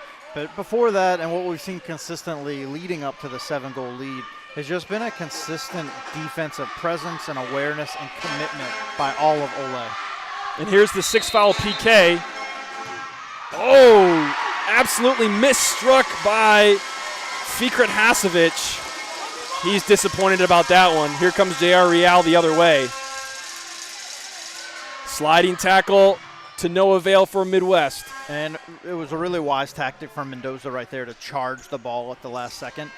In futsal, the goalie can come off the line. Unlike in outdoor soccer or football, the goalie has to stay on the line during a penalty kick. Only in the 6-foul PK. In the normal PK, they have to stay on the line. But the 6-foul, and actually we saw, if you noticed at home, that ball was closer than the normal 6-foul spot. And I believe it's because the foul occurred closer than the spot. So they're not going to back it up. They're just going to say, okay, this is where the 6th foul happens. So really almost in the range of a normal PK, and just unfortunately miss hit by Fikret. Yep, and when the goalie closes down at the last second like that, it has an impact. As you're going to strike the ball, you see that movement from the goalie. And so at that last second, your mind's thinking, do I change the position, especially if you were kicking it right where the goalie's coming at you. 1:50 to go in this one. The current intensity does not feel like a 7-goal lead. It feels like it's much closer out here on the court in front of all these fans, a standing room only, players standing, fans standing, players on the benches, that is. Miguel Cervantes. Can Frankie Mendoza get his own goal? No. And the way it feels right now is really Olay's commitment to defense. Right now, they do not want to give up a goal no matter what the score is. They have they're so solid as a defense. They're communicating well. They're transitioning well. They're switching up really well. They're doing a lot of things as they transition and steal the ball right here on a great switch. Johan Vasquez with it. He thought maybe he got hit a little bit there, but we've seen that all game long without a whistle. We have, and right there with Ethan Vasquez and Johan switching on that play, that was a great way. They stole it, and they do it once again right here. Wow! Screamer for the hat trick. J.R. Real adds goal number 9 for Grand Rapids Olay. Take another look. Wow. And again, it starts with the defensive effort. Sammy Esquivel steals the ball. Jair puts it in the back of the net. Right there, their defensive commitment has really been the standout this game to help them maintain possession or win back possession and then put the ball in the back of the net with an easy chance. And Gerard, what do we call a shot like that? That's a rocket. That's a rocket. Grand Rapids Olay putting heavy pressure. Now Anthony Leon Garcia the other way, a 1v1 with Sammy Esquivel. Finds a little bit of space, but a great sliding defensive effort from Esquivel.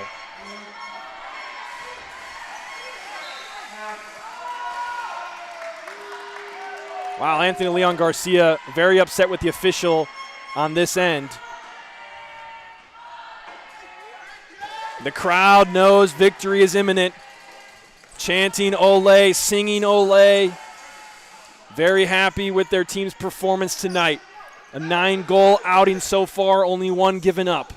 Grand Rapids Olay set to take the top of the table for FCS in 24.8 seconds. Still unbeaten.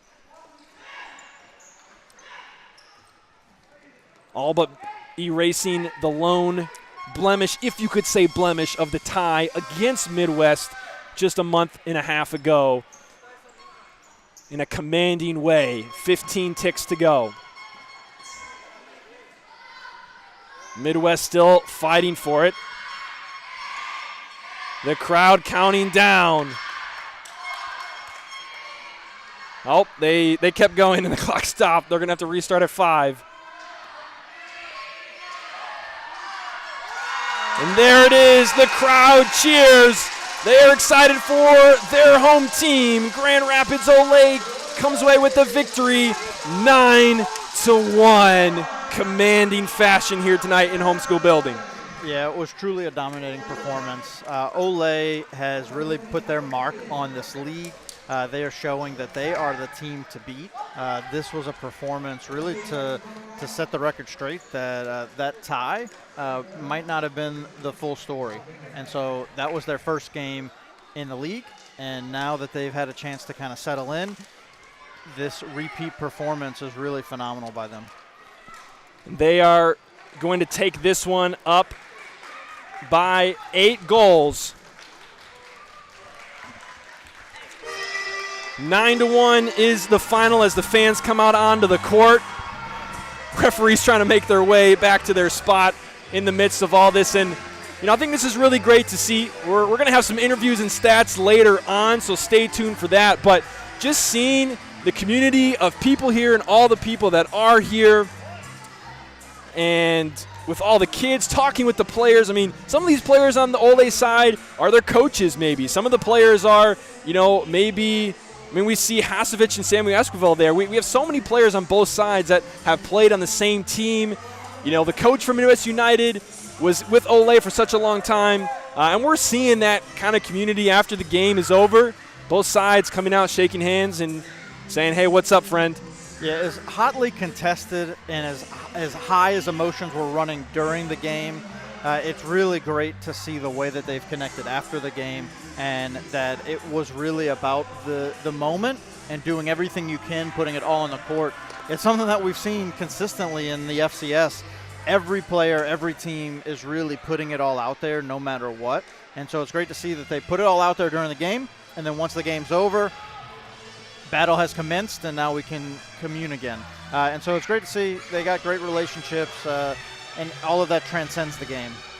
And we're gonna see the players and all youth, kids, academy. It looks like everyone in there has an Ole shirt on, taking pictures. Something we saw last week at Homeschool Building. This is awesome to see the players taking pictures with all of the club players and the academy players, and just how much fun that is.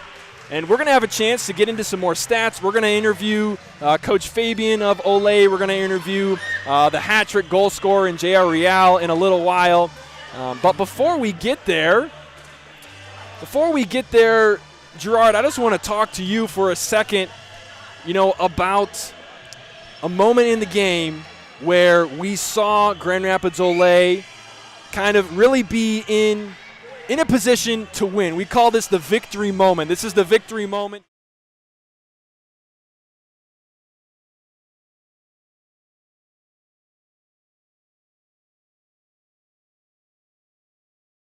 The victory moment. Yeah, the victory moment was Jair Real when he got his hat trick. It really sealed the game. So he had a couple early goals, huge impact in the first half, so he was already making his moment for that. But when Sammy Esquivel stole the ball, passed it off to Jair Real, it really took the wind out of the sails at that moment for Midwest United, and it really sealed the victory for Grand Rapids Ole. Victory moment presented by the Pod Escape Room. There's nothing like that moment where you obtain victory. Check out the Pod Escape Room at thepodlansing.com. That's THEPODLANSING.com. We're going to take a short break and a word from our sponsor, and right after that, we're going to have some interviews and some stats, so don't go anywhere.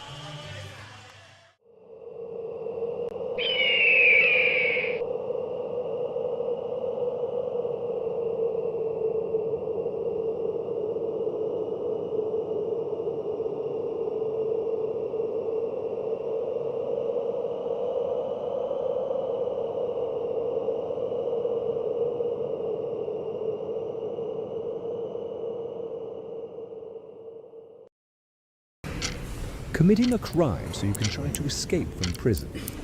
Bad idea. Going to the Pod Escape Room to play an escape game with your friends. Great idea. Test your skill as an astronaut in outer space. Find Santa in Save Christmas. Or take a vacation to an abandoned island. Just don't get stuck there. The Pod Escape Room. Learn more at thepodlansing.com.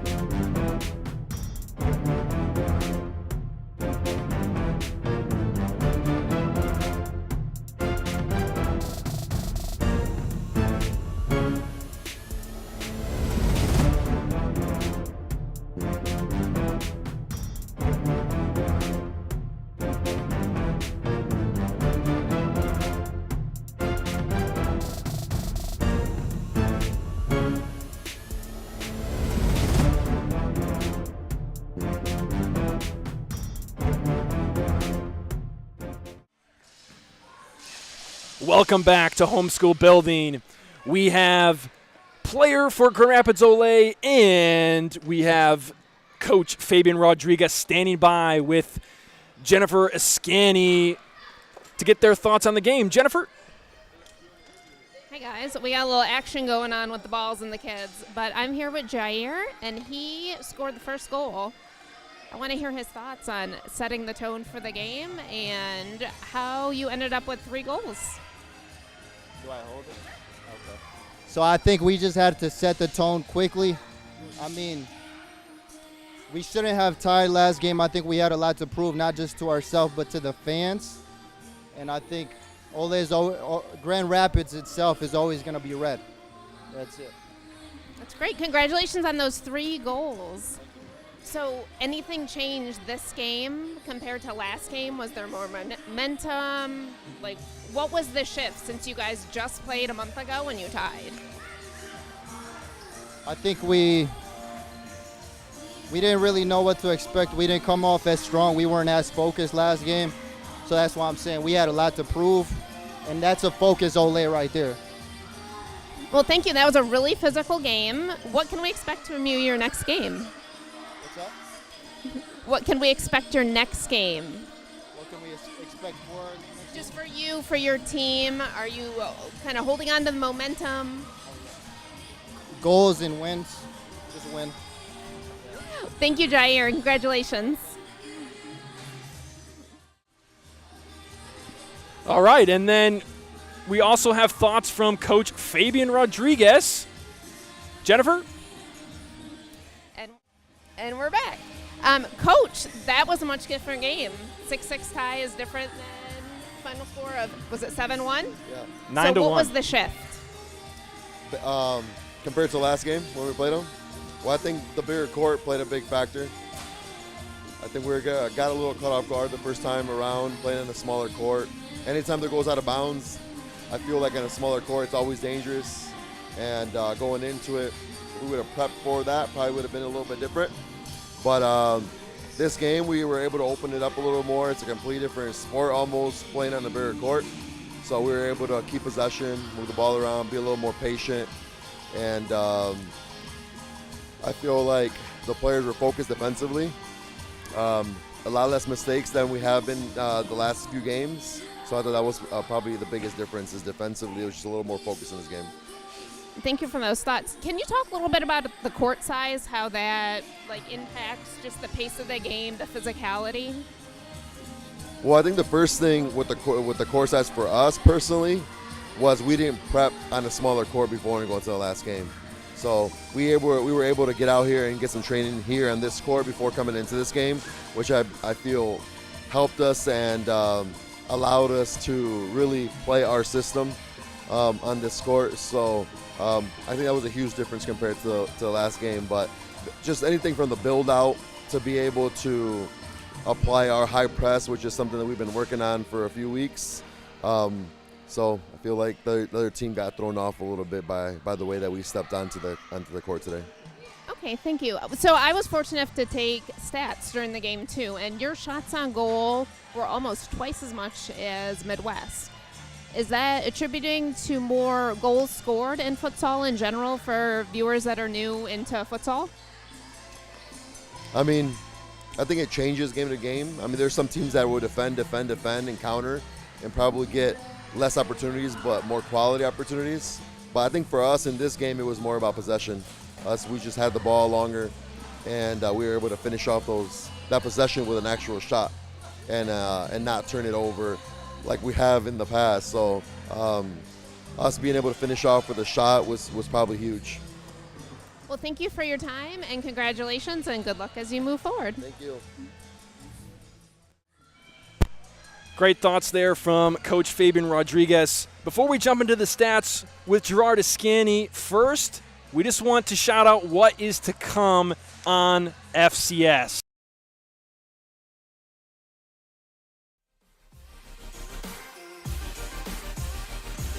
So coming up in not too long, here is a look at the next 2 weeks. So next week, it's one game, Lansing City hosting Detroit Imperial at the Lansing City Arena. Gerard, This is the first time these two teams have met this year in the FCS. Yeah, and one of the things that's exciting about Detroit Imperial is they're getting an opportunity right now to play in an international tournament. And so when you think about bringing that experience, coming right back into FCS, going into Lansing City to play, it's going to be an exciting atmosphere. And one of the things Lansing City has struggled to put the wins into the win column, and they're not picking up points. They're playing really close in all of these matches. They're leaving everything out there, but they're just missing out on the opportunity to capture 3 points and walk away with the win. And so it'll be interesting to see how Detroit Imperial approached it, because Detroit Imperial has not had a hard time putting up the W's this season. They are 3-0-2. That's 3 wins, no ties, and 2 losses for Detroit Imperial. Lansing City with just 1 win. That one was against Midwest. And so far, every team has beat them almost by double digits. And their 4 losses, I believe, no more than 2 goals deciding the fates in those ones. And they haven't even so much as picked up a tie in those games. Really just, I mean, I would go as far to say as unfortunate to come away with no points out of all those 4 games, those chances in those 4 games, and no points to walk away with it. We've had the opportunity to call most of those games together, and in all of those games, they've had standout performers like Trezor Crispain that have hit the post numerous times. And so it's not that they're getting blown out. It's not that they're getting dominated. Even as we reflect back on last week's loss to Midwest United, it was a game that really could have swung either way. And there were moments where it really felt like Lansing City was going to walk away with the win. And there were just a couple of calls that might have not went their way that caused a little flow of the game to change, and the momentum, as Jake George would often say, the momentum swing shifted not in their favor. And that's what's happened a few of these times where they've had key players out. And when you're missing somebody like Jack Fisher, you know, it's going to have an impact on the game. And then the next week, we do have a double header. So Lansing City is going to host again. This time they're hosting Jinga. They lost at Jinga the last time that those two teams played. That was Lansing City's first game of the season. It might have been Jinga's first home game, but they really parked the bus on that game. Lansing City had, my goodness, I think Jeremy Kleppel alone had 25 shots in that game, and they came out losing by, was it 2 or 1? I can't quite remember. Yeah, if I'm not mistaken, it was a 1-goal game. And it really was a dichotomy between the two teams, and Lansing City maintained possession, maintained all of the control of the game with an endless amount of shots. And Fabian just talked about it, and what I heard through Fabian's interview response was really the assessment of Jenga, because what they do is they play the game without the ball. And so when they're doing that, what it's causing to happen is it's causing the other team to be more aggressive, and it's causing the other team to take more opportunities and risk and get creative. And that's one of the things. Jeremy had over 20 shots on goal himself, and just wasn't able to put them back in net because of the defensive commitment. So it'll be interesting to see if Jenga changes up their philosophy or if they maintain it. Because the difference, and Fabian just spoke about it, the difference going from Jenga in Cincinnati, Ohio, to Lansing City's court in Lansing, Michigan, is the size of the court. And so with the size of the court, is that going to play a factor into how Jenga can really lock down the center of the court and play defense in that way that they like to park the bus? The size of the court is going to have an impact on the game. I think you're very right about that. It was a very different game when they came here against Ole last week, and I think it's going to be a very different game when they come to Lansing on February 1st. But also, the same day on February 1st, Detroit Imperial is going to host Grand Rapids Ole, and that's going to be the first time that those two teams meet this year over at Futsal Sala, which is, again, a smaller court than this one. Yeah, that is a really narrow court. We even talked about trying to put up a stream there, and we don't know if we would be able to get in there. We'd be on the sideline about getting in the ref's way, I think, it's gonna over be there. Tough. It's going to be tough. But one of the things so far this season, the two teams that have really stood out for me has been Detroit Imperial and Grand Rapids Ole. And that's where, when you think about where the future of FCS is going and potential playoffs and crowning a potential champion, it looks like one of those two teams right now is going to be standing tall at the end of the season. And interestingly enough, those are technically two reigning champions. Grand Rapids Ole coming from the NFPL, they were the reigning champions of that league, and of course Detroit Imperial, the reigning champions of FCS in 2024. So that is the upcoming action. Let's round the night off with some stats. Gerard, you got some interesting statistics for all the amazing viewers out there that have stayed this long? Yeah, for all those viewers that have stayed this long, one of the things that's really interesting, so not only did Jair have a hat trick tonight, but he did it with only 6 shots on goal. So that's Wow. a 50% conversion rate. Wow. And when you think about futsal, we were just talking about how many shots get taken in futsal. There are many players tonight with a 0% conversion rate. So to have a 50% conversion rate on 6 shots is pretty incredible. And what would that have been like if the likes of was it Daniel De Leon that just was having a hard time with that finishing touch, and he had a lot of chances and never found the back of the net. Yeah, and we only have Daniel De Leon with really like 2 actual shots on goal, because a lot of the other opportunities he just either had a first touch that went wanting when he tried to round the keeper, and so there was just a lot of opportunity from him in the final third, and that's the difference really. So not only the 2 shots on goal that he had that were not that were almost open nets. Yeah. But one, the goalie was able to save, and the other just went wide. And that you're talking about the one in the second half that he was right over here next to us. That one, if you all remember, we talked about the victory moment, but if we had a moment where it could have been a victory moment for the other team, if that goal gets converted, is that 6-2 at that point, 5-2? Yeah, it would have been a much different game, because that was right after Grand Rapids Olay had scored their first goal in the second half, so they were starting to get back the momentum that they had captured in the first half, and Midwest would have completely turned the game around at that moment. And those are the moments in the game that are really going to determine who the eventual winner will be. So a few more statistics to round out the night, Gerard. Anything else interesting you're seeing on that sheet?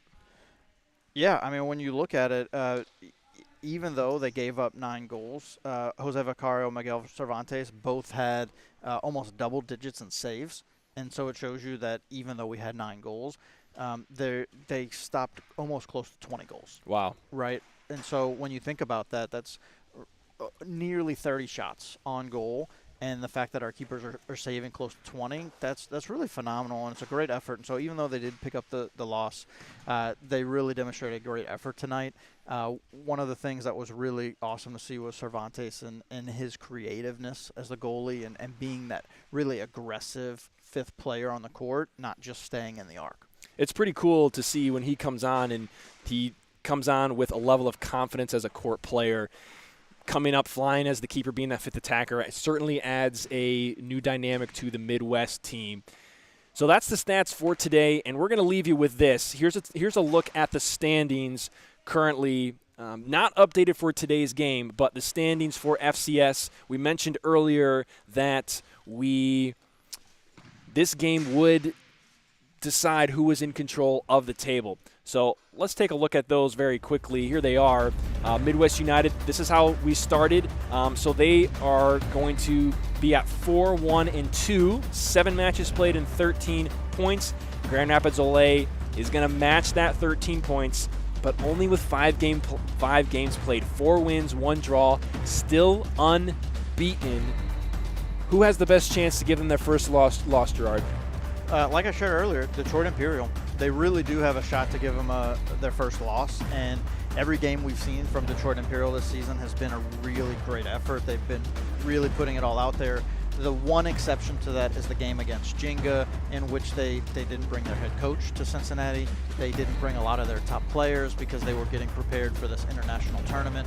And so, international tournament's great, but they did have to sacrifice locally the opportunity to maintain top possession of first place in the FCS. And so maybe they can reclaim that spot going into starting the second half of the season with a couple of early wins. We'll see what happens next week against Lansing City and then the following week against Olay. Depending on how these next 2 games turn out, we will know for sure who the best team in FCS is this season. Well, I'm really excited for that and still catching my breath after this one. We still gotta tear down everything, and I'm feeling like maybe I just want to go to sleep real quick. That one was very intense. It was really fun, and for those of you that were watching at home, I hope that you got an idea of what the game was like. Atmosphere was incredible. The fans were loud. They were fun. They were blowing their vuvuzela horns all game long, chanting Olay, and it was a 9-1 thrilling game, very exciting from start to finish, and we have some very exciting games coming up as well. And that's going to do it from all of us here courtside in Grand Rapids. I'm Jared Klepp along with Gerard Escani, all the wonderful team. We got people that go unmentioned, but camera operators, interviewers, even a remote producer. Can you believe that? Who has just been absolutely incredible in today's match and in all the other matches. It's just been amazing to have this team. So from all of us here at FCS Live, thank you so much for tuning in, and we will see you in the next one.